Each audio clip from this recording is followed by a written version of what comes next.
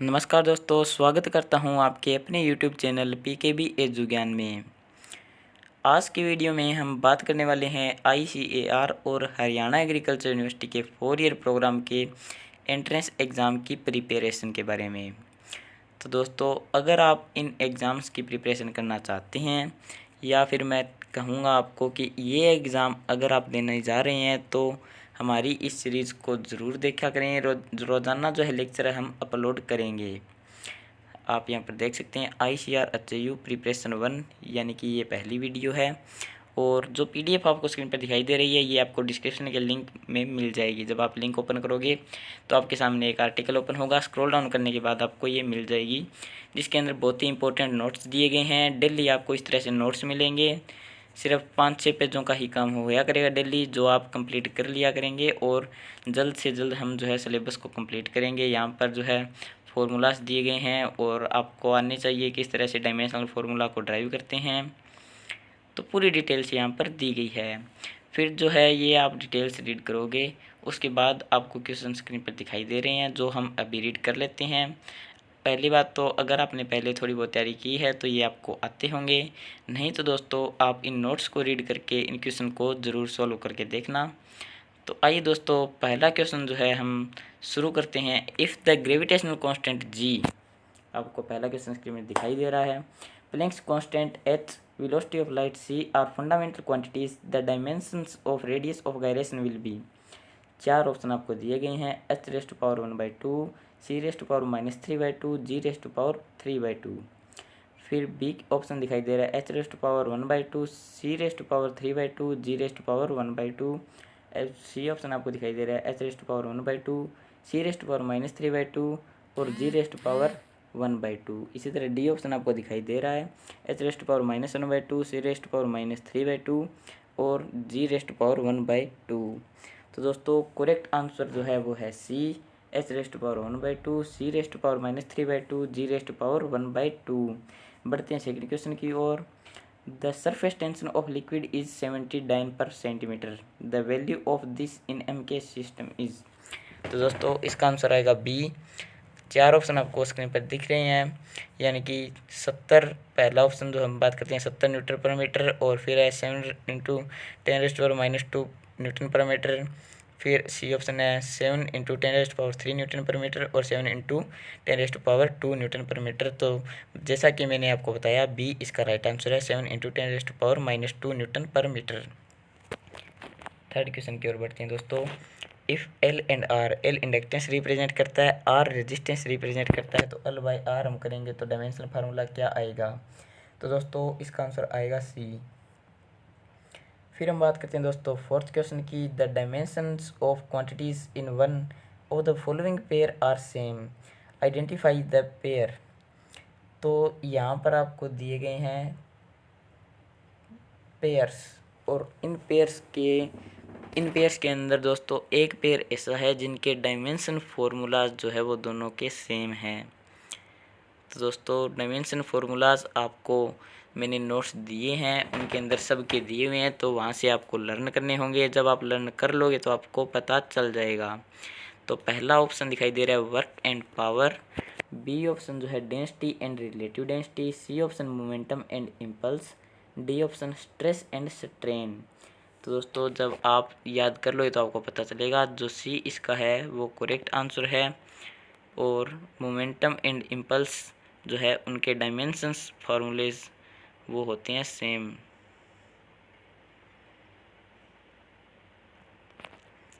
फिर बात आती है दोस्तों फिफ्थ क्वेश्चन की। If C and R represent the capacity and resistance, the dimension of R C will be. दोस्तों आपको 4 ऑप्शन दिखाई दे रहे हैं, m0, L0, T², m0, L0, T सीधा ही है, और फिर है T⁻1 आएगी यहाँ पर, फिर है m1, L-1 और T0, और डी ऑप्शन है नन ऑफ दीज। तो इसका आंसर नन ऑफ दीज आएगा। ये पहली बार हो रहा है दोस्तों, क्योंकि बहुत से क्वेश्चंस होते हैं लेकिन नन ऑफ दीज किसी का आंसर मैंने आज तक मतलब बहुत कम सुना है। तो नन ऑफ दीज इसका आंसर आएगा। अगर स्टूडेंट्स तुक्का भी लगा कर आते हैं तो भी वो नन ऑफ दीज नहीं करते हैं, तो इस बात का आप ध्यान रखिएगा थोड़ा सा। If LCR, L inductance represent करता है, C कैपेसिटेंस और R रेजिस्टेंस, तो दोस्तों डायमेंशंस ऑफ फ्रीक्वेंसी जो रिप्रेजेंट नहीं करेगा चारों में से वो कौन सा ऑप्शन है आपको बताना है। सिक्स्थ का answer R-1 C-1, B option है R/L, सी ऑप्शन है 1/√LC, डी ऑप्शन है C/L। तो दोस्तों डी इसका करेक्ट आंसर है, ये जो है आंसर करेक्ट है इसका। और फिर सेवंथ क्वेश्चन की ओर हम बढ़ते हैं। Which of the following is not represent in the right unit. तो दोस्तों ए ऑप्शन आपको दिखाई दे रहा है stress by strain is equal to newton per metre square. B option है surface tension is equal to newton per metre. C option है energy is equal to kilogram metre per second. फिर pressure is equal to newton per metre square. तो दोस्तों energy वाला जो option है वो correct है, C option energy is equal to kilogram metre per second. फिर हम बात करते हैं एट्थ क्वेश्चन की। The SI unit of universal gas constant is. तो दोस्तों इसका आंसर आएगा, चार ऑप्शन आपको दिखाई दे रहे हैं। ए वोट पर केल्विन पर मोल, न्यूटन पर केल्विन स्क्वायर पर मोल, जूल पर केल्विन पर मोल और अर्ग पर केल्विन स्क्वायर पर मोल। सी इसका आंसर आएगा दोस्तों, correct answer joule per kelvin per mole. Ninth question की ओर बढ़ते हैं। The SI unit of Stefan constant. Stefan constant की एसआई यूनिट क्या होती है। Watt per metre square per kelvin, watt metre square per kelvin raised power 4, watt per metre square per kelvin raised power 4 और watt per metre square kelvin raised power 4। तो दोस्तों see इसका जो है option correct है, watt per metre square per kelvin raised power 4।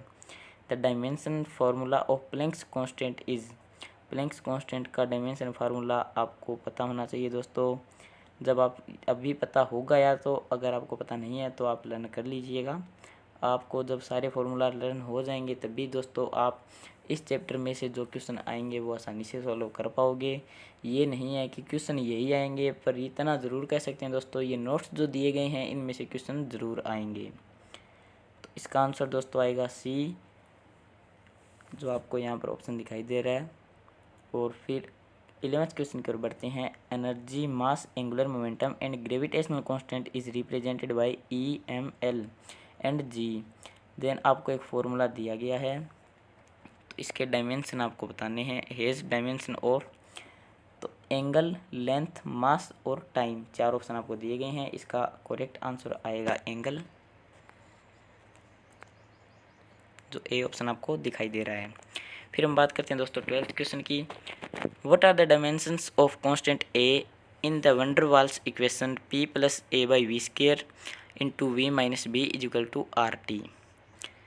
तो दोस्तों where p is pressure, v volume है और t जो है एब्सोल्यूट टेम्परेचर, r आपको पता है दोस्तों कांस्टेंट होता है जिसकी कांस्टेंट एक वैल्यू भी गिवन होती है। तो दोस्तों आपको इसके डायमेंशंस बताने हैं ए के। तो ए के डायमेंशंस जब आप जो है ड्राइव करोगे ए को इधर रख लेना और बाकी सारों को उधर ले जाओगे आप। सारी जो क्वांटिटीज़ आपको दी गई है सारे वेरिएबल्स को उधर ले जाना। फिर आप जो सोल्व करोगे इसको तो आपको आंसर मिल जाएगा। चार ऑप्शन आपको दिए गए हैं। ml⁵ t-2, ml-1 t-2, m0l3 t0 और m0l6 t0। तो करेक्ट आंसर इसका आएगा ml⁵ और t-2। 13th क्वेश्चन की ओर बढ़ते हैं। The wave equation is represented by y is equal to a sine at minus B X plus C where a b c are constant. Dimensions of A B C will be. तो आपको ए B सी के dimension बताने हैं। तो दोस्तों पहले आप ए को इधर रखिएगा और बाकी उधर क्वांटिटीज़ ले जाओगे तो ए का पता चलेगा। इसी तरह बी को, वो बी वाले को इधर रखोगे और बाकी को उधर लेकर इस तरह से आप इसको आसानी से सोल्व कर पाओगे। अगर दोस्तों आपको ये डायमेंशन फार्मूला सोल्व नहीं करने आते हैं तो आप यूट्यूब पर कोई स्पेशल वीडियो देख सकते हो, आपको आसानी से समझा दिया जाएगा। कोई दिक्कत वाली बात नहीं है, आपको समझने ये बहुत ज़रूरी है। तो दोस्तों 13th क्वेश्चन का आंसर मैं आपको बता देता हूँ। पहला ऑप्शन है TL M0L0 T0, फिर TLM और फिर सी ऑप्शन है T-1 L-1 M-2, फिर डी ऑप्शन है T-1 L-1 M0L0 T0। Correct answer इसका आएगा दोस्तों, वो मैं आपको बता देता हूँ 13th का D, T-1 L-1 M0L0 T0। 14th question की ओर बढ़ते हैं। The magnitude of the force of CGS system is सो dyne let kilogram metre and minute are fundamental units then magnitude of force will be. तो दोस्तों इसका answer आपको comment करके मेरे को बताना है। ए ऑप्शन है 0.036, बी ऑप्शन है 0.36, सी ऑप्शन 3.6 और डी ऑप्शन है 36। 15th क्वेश्चन की बात आती है। If pressure velocity and light and per area per second radiation energy are represented P C and Q respectively then non zero integer X Y Z then that p raise to x q raise to y c raise to z is dimensionless. तो दोस्तों ये थोड़ा question lengthy हो गया है और इस तरह के क्वेश्चन जो है कई बार ही एग्ज़ाम में मैंने 1-2 एग्ज़ाम में देखा है, लेकिन ज़्यादा नहीं आते हैं। तो आप इसको जो है याद कर लीजिएगा। इसका करेक्ट आंसर मैं आपको बता देता हूँ। जब आप सॉल्व करोगे तो ए ऑप्शन आपको दिखाई दे रहा है x is equal to 1, y is equal to 1, z is equal to -1, B जो है x y z तीनों 1 है, सी के अंदर x -1, y1, z1 और डी के अंदर दोस्तों x1, y1 और z1। तो यानी कि आपको बी और डी तो दोनों सेम ही दे रखे हैं दोस्तों। इन दो ऑप्शंस के अंदर तो कोई डिफरेंस ही नहीं लगा मेरे को। और इसका करेक्ट आंसर मैं आपको बता देता हूँ, बी दे रखा है दोस्तों, बी आएगा। और 14th क्वेश्चन मैंने आपको खुद को बोला है, आप खुद मेरे को करके जो आंसर बताएंगे कमेंट बॉक्स के अंदर। बाकी अगर आपको वीडियो में कोई प्रॉब्लम है तो कमेंट बॉक्स में कमेंट कर सकते हैं। डाउनलोड करने के लिए डिस्क्रिप्शन का लिंक विजिट करेंगे, जो मैंने आपको पहले ही बता दिया है। अगर वीडियो पसंद आए तो वीडियो को लाइक कीजिए, शेयर कीजिए अपने दोस्तों से। मिलते हैं नेक्स्ट वीडियो में, तब तक के लिए अपना ध्यान रखें दोस्तों, पढ़ते रहें और बाहर भी ना निकलें दोस्तों, क्योंकि अभी कोरोना का कहर आपको पता है ख़त्म नहीं हुआ है। और इसको ख़त्म करने में आप अपने देश का सहयोग दे सकते हैं अपने घर रहकर। धन्यवाद दोस्तों, आपको वीडियो देखने के लिए। आपका दिन शुभ रहे।